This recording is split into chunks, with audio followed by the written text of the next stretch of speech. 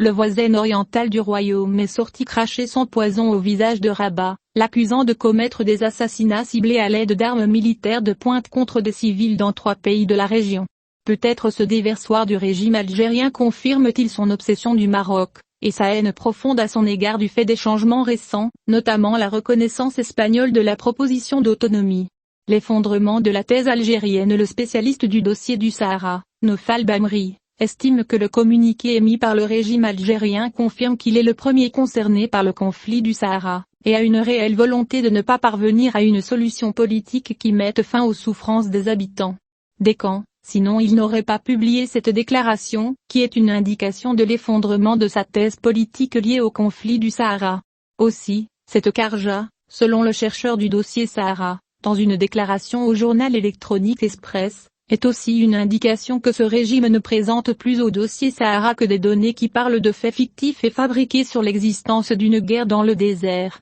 à cette nouvelle position ancienne, qu'il a terminée avec le langage du bombardement, et est passé à un autre niveau dans sa guerre médiatique contre le Maroc en parlant du royaume menant des opérations d'assassinat, un terme cela n'a pas été utilisé en vain, car il veut montrer l'État marocain à l'image du pays qui assassine des civils dans la zone tampon. Le même porte-parole a enregistré que cette accusation est contre ses propriétaires et ne peut que s'ajouter à la série de déclarations émises par l'État algérien depuis l'opération de sécurité militaire menée par l'armée marocaine dans la zone tampon de Guerguera, d'autant plus que jusqu'à présent aucun commentaire a été émis par les Nations Unies ou par la partie de la MINURSO qui surveille la situation et la région dans son ensemble, et est responsable de l'enregistrement de toute infraction. Jusqu'à présent, il n'a enregistré aucune action militaire du Maroc, selon les descriptions fournies par les données du régime algérien. À la lumière de cela, le chercheur a considéré le dossier du Sahara, que cette déclaration fait partie de la propagande médiatique qui vient après la récente position espagnole,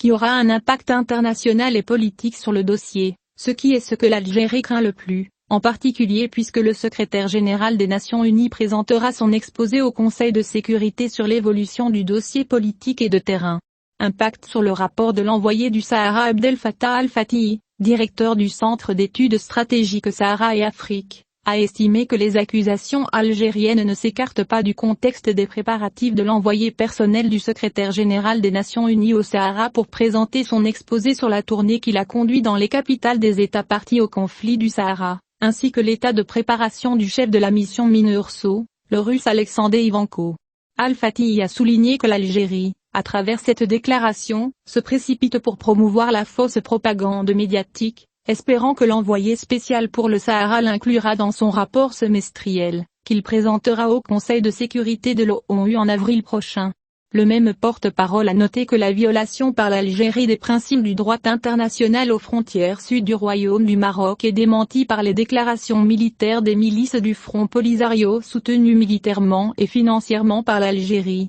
L'expert du dossier du Sahara a souligné que la déclaration algérienne traduit le revers de ce pays dans la réalisation d'une percée sécuritaire et militaire après avoir poussé le Polisario à violer le cessez-le-feu et à mener des opérations militaires contre le Royaume du Maroc, qui a su faire face à professionnellement et avec une grande efficacité, et selon les normes généralement acceptées, sans faire monter les enchères. C'est la préoccupation de l'opinion publique mondiale. Après avoir noté que la déclaration rendait l'observateur convaincu que l'Algérie est une partie importante au conflit du Sahara, le même porte-parole a souligné que l'affirmation selon laquelle le Royaume du Maroc a mené des pratiques hostiles est une affirmation injuste, tant que l'Algérie est responsable de l'escalade dans la région et de l'incitation à la violence militaire en encourageant un front. Le Polisario a déclaré la guerre au Royaume du Maroc.